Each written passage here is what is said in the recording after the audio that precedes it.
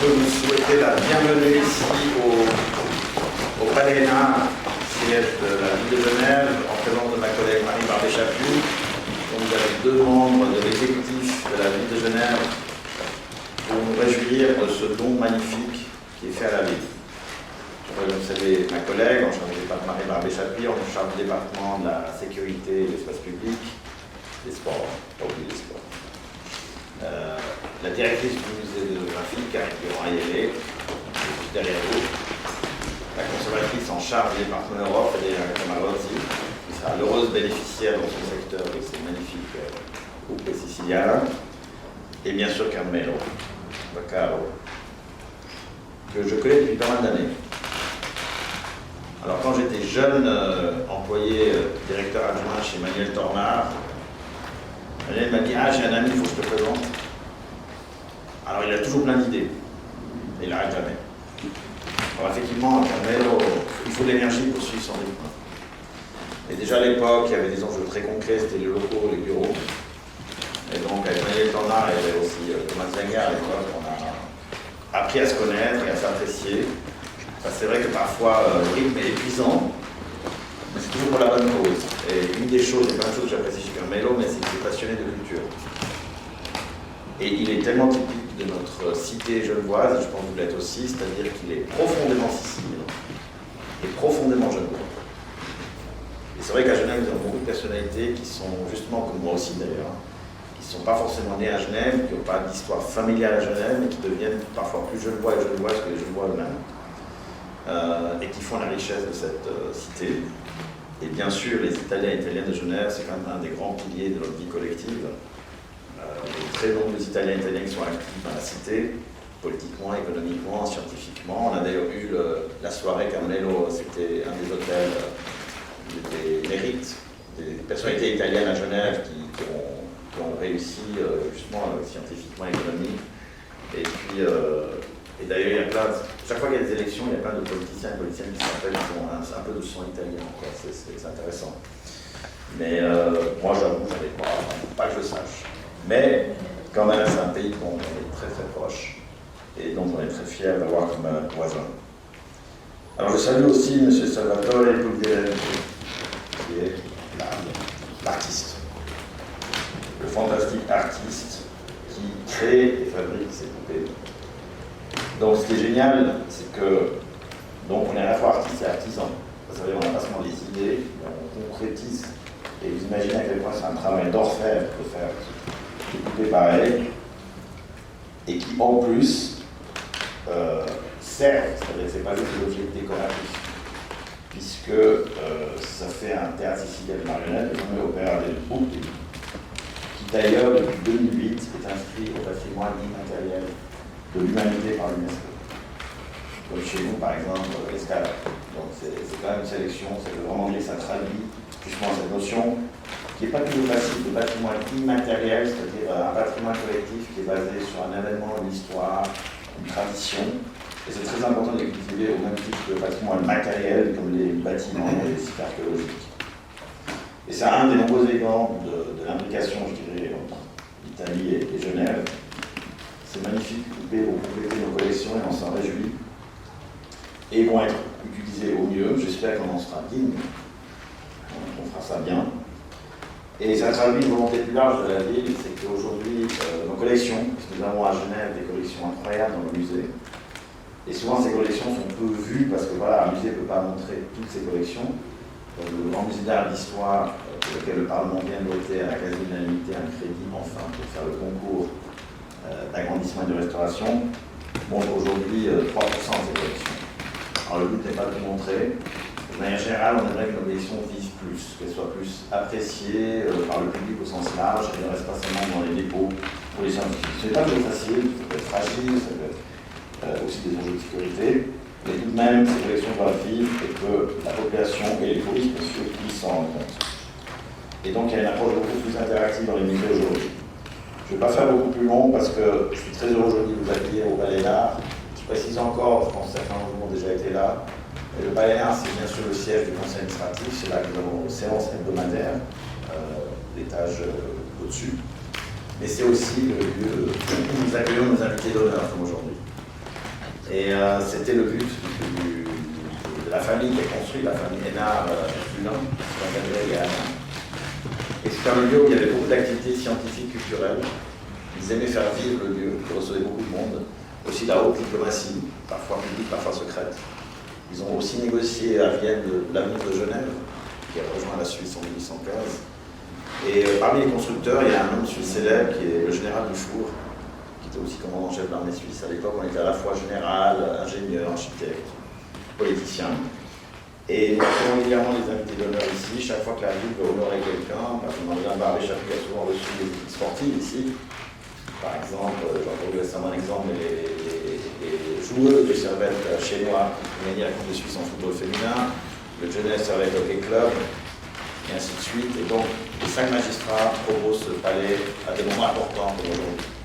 D'ailleurs, dans cette salle, je terminerai par cette anecdote, en 1954-55, les 4 grandes puissances qui avaient gagné la guerre mondiale, Molotov, Chamberlain et d'autres ministres, se sont vus ici, je crois les Chefs aussi, pour essayer d'empêcher la guerre froide. Alors bon, ça n'a pas trop marché. Et le Conseil fédéral était heureux d'accueillir, et c'était un élément de la journée internationale. Donc vous voyez, vous avez une histoire riche dans cette salle. Donc, un grand merci, Carmelo, vraiment, pour ce cadeau magnifique à la ville de Genève. Et je vais passer la parole à la directrice du mail, Karina Yeli-Durand. Merci beaucoup.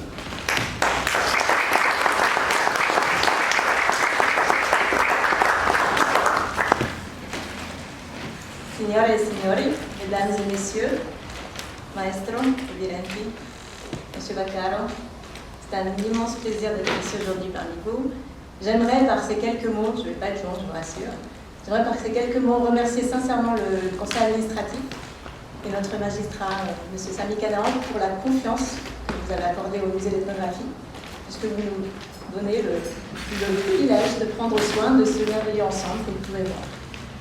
Vous pouvez voir la présence et la prestance de ces marionnettes, et je le dis déjà, ce n'est une grande, une majorité, mais une petite portion de l'ensemble de ces 32 marionnettes que nous avons reçues. Et ce qui est pour moi très touchant et important, c'est de se rendre compte que par ce patrimoine, grâce à la maestria de Maestro Pulvirenti, nous avons devant nous un patrimoine vivant. Et un patrimoine vivant qui rentre dans une institution culturelle, une institution patrimoniale, c'est une énorme chance. Donc je voulais juste vous dire ces quelques mots, vous remercier pour la confiance encore une fois et vous souhaiter un très bon échange, un très bon moment maintenant tous ensemble. Merci infiniment.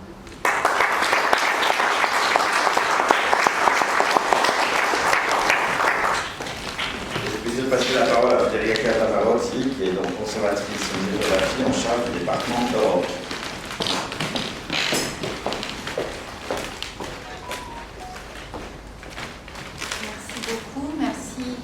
Pour cette donation exceptionnelle.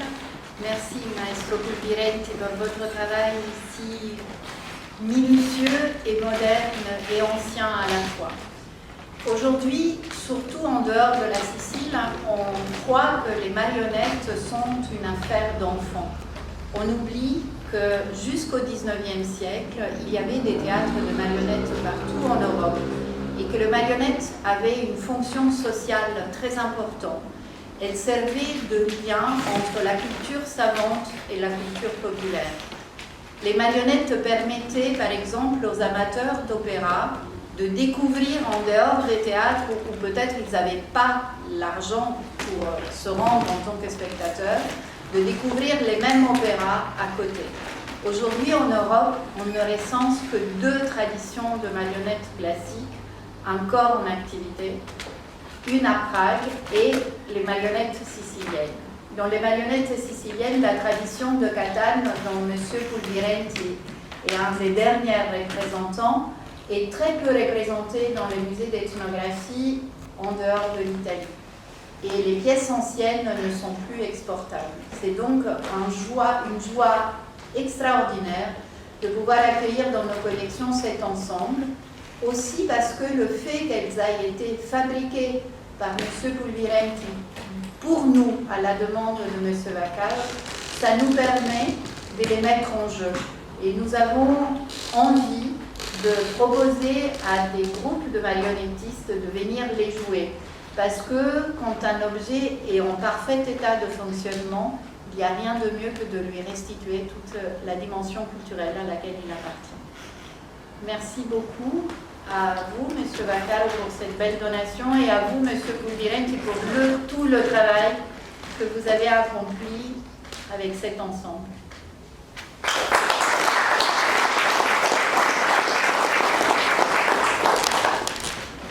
Merci beaucoup et maintenant le plaisir à parler de M. Pulvirenti, maestro.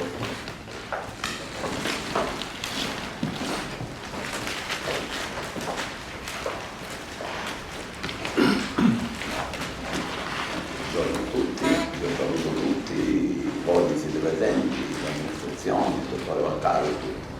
Allora, oggi sono molto felice di stare con voi in questa bellissima città di Ginevra. Ho dato assieme al Cavaliere Vaccaro il nostro contributo di poter creare un museo in Ginevra, una collezione di cubi completa. Dico completa perché sono tutti personaggi paladini, perché come noi sappiamo i paladini nascono in Francia, che sono francesi.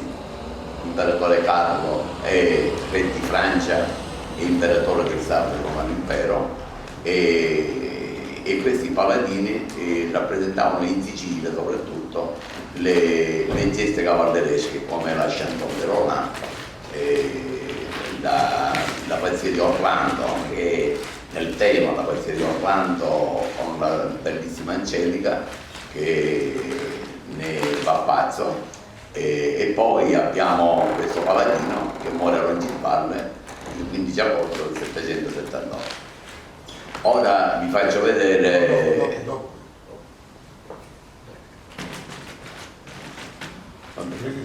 Sì. Vi faccio vedere dopo la manovra del pupo, come gestisce, perché questi pupi sono pupi da teatro e praticamente che lavorano in un palcoscenico per dare vita all'essere umano.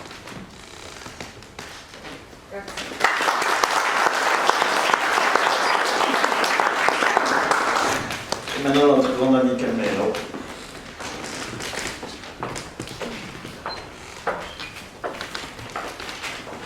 Ben, merci. Aujourd'hui, je vais m'efforcer à parler français. Moi, je ne suis pas un politicien. Je ne saurais même pas le faire. Donc, j'ai écrit qu'est-ce que je devrais dire. Naturellement, c'est beaucoup d'émotions parler ici, mais je veux quand même dire une autre chose, que vu que moi, je ne vis plus en Sicile, mes amis, j'aimerais la Sicile ici. Et pourquoi ne pas faire cadeau à ma ville d'adoption? Madame la conseillère administrative, chère Marie, Monsieur le conseiller administratif de la ville de Genève, chers amis, Mesdames et Messieurs, chers amis, en ce moment solennel, je suis profondément honoré et ému, ça se voit, un moment qui représente une collade chaleureuse de la part de cette communauté que j'ai appris à aimer et respecter au fil des années. Je ressens un profond sentiment d'émotion et d'appartenance à cette ville, ce qui est l'une des raisons de ma donation d'une collection de marionnettes siciliennes. Ce geste de la part d'un fils adoptif de cette ville et de notre canton revêt pour moi une importance qui va au-delà des mots. Aujourd'hui, je souhaite partager cette joie non seulement avec vous, présents ici, aussi avec les Siciliens résidant à Genève et dans tous les Suisses, mais aussi avec ceux qui, malheureusement, n'ont pas pu retourner en Sicile, trouvant ici leur maison éternelle. C'est un hommage qui dépasse les frontières géographiques, un tribut à tous ceux qui ont contribué à faire de cette ville un lieu accueillant pour des personnes venues des 4 coins du monde. Au cœur de ce geste symbolique, se trouve un simple merci. Merci à la ville de Genève. Merci au canton. L'objectif de ce simple geste va au-delà de l'expression de gratitude C'est un acte de reconnaissance profonde envers la ville de Genève, qui a ouvert ses portes à de nombreux Siciliens et Italiens au fil des ans. Leur offrant un accueil chaleureux et l'opportunité d'une intégration rapide.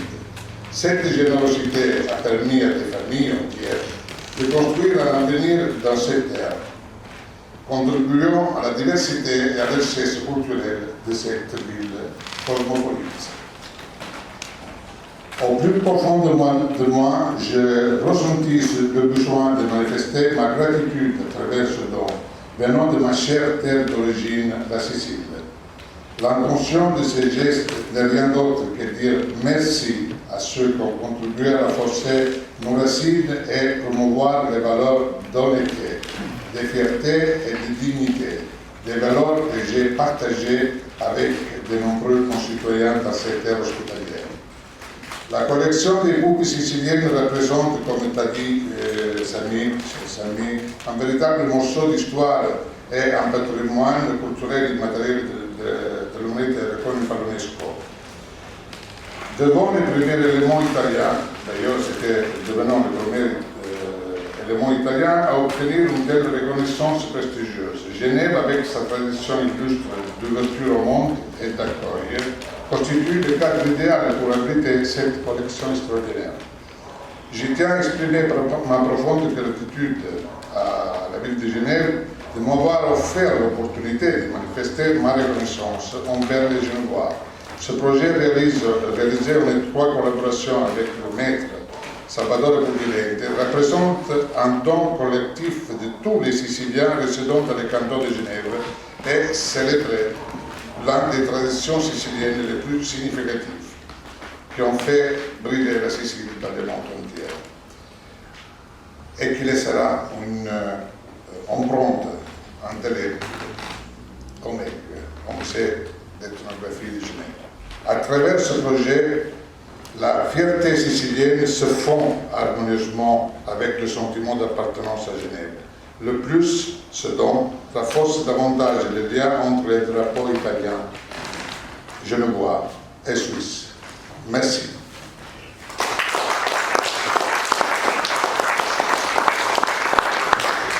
Chers amis, tu as oublié de dire beaucoup de choses avant. Nous, on a passé 15 ans de ces 3 mandats magnifiques. On a fait beaucoup de choses, mais on s'est présenté au 50e anniversaire de ITU. On a fait on a été à Milan. La SAIG, elle était l'unique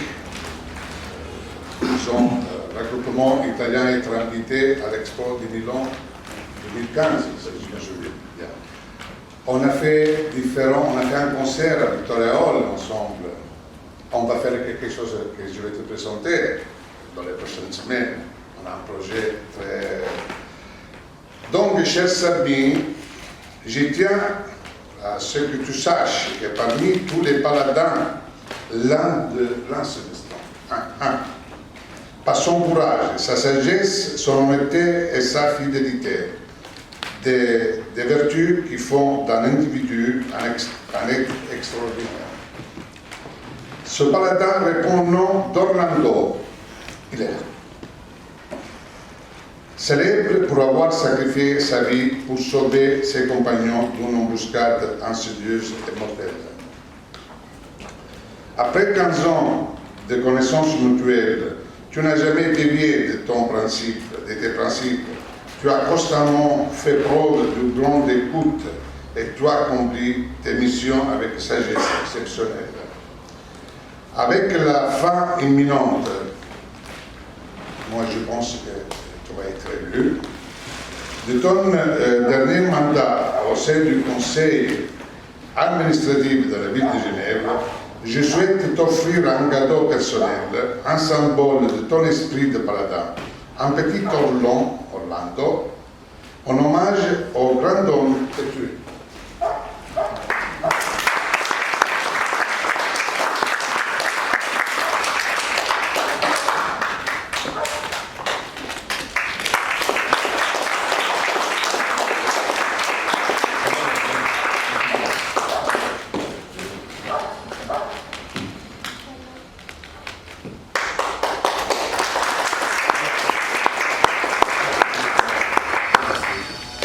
Maintenant, M.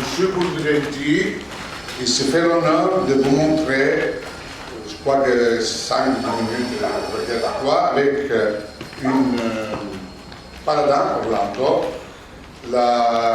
l'action qui vous a annoncé avant que c'est la mort d'Orlando.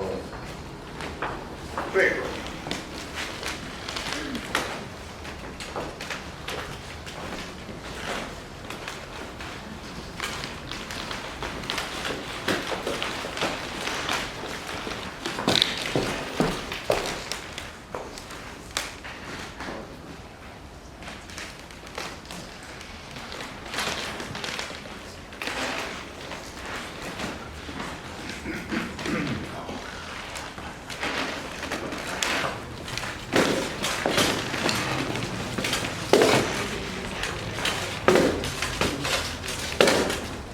Questo è il saluto che il paladino Orlando dà all'imperatore Carlomagno.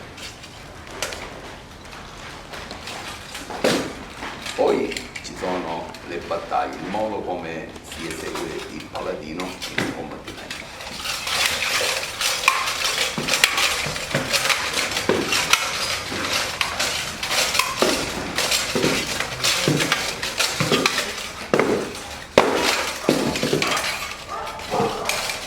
Allora, come avete visto, il cubo ha tutti i suoi movimenti nel teatro.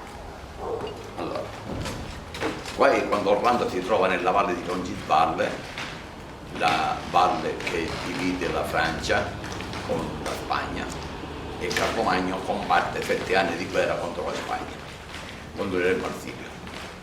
Il re Marsilio prepara un tradimento nella valle di Roncisvalle, la valle che divide la Spagna con la Francia. Questo è tutto il trattato della Chanson de Roland. Allora Orlando, dopo la morte dei paladini, entra nella valle da solo e dà fiato all'olifante prima di morire, però con il troppo fiato rompe le vene del cervello e muore di sanguato.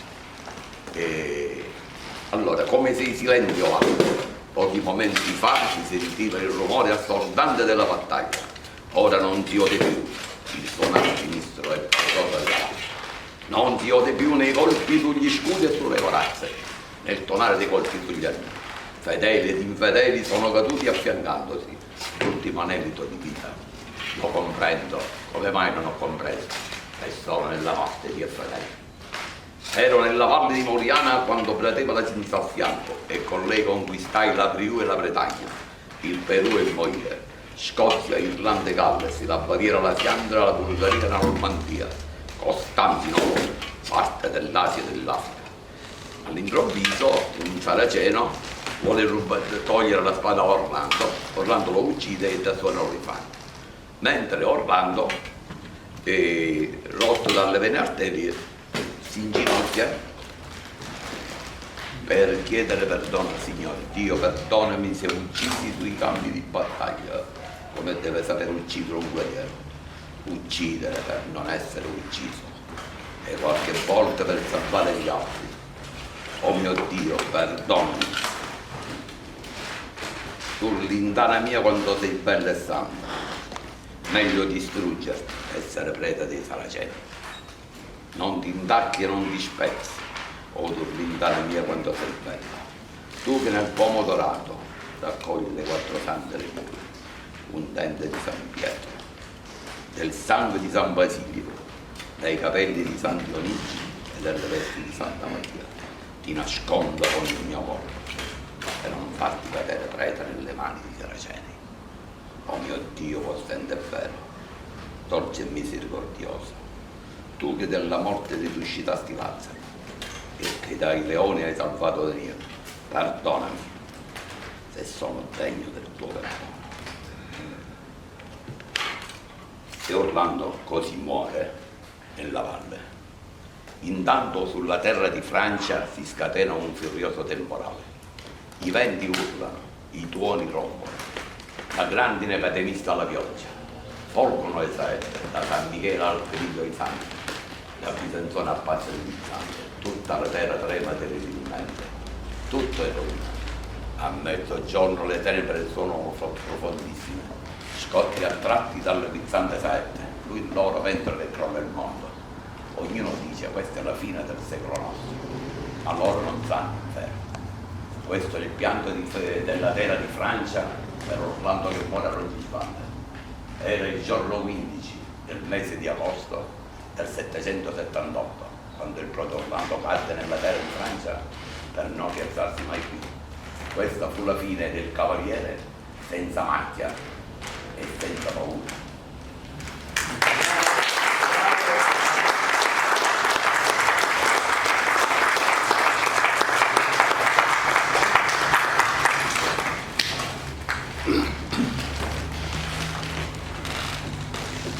Grazie mille à lei. On se met tout de suite à rêver à des grandes batailles et des légendes. Alors, Carmelo, merci beaucoup pour tes mots qui étaient beaucoup trop gentils, mais surtout le cadeau, je ne sais pas s'il y a un message caché. Je ne compte pas me sacrifier trop vite si possible et mourir trop vite. Même si je veux bien me sacrifier pour mes compagnons et mes compagnes, mais disons voilà, j'espère vivre encore un tout petit peu.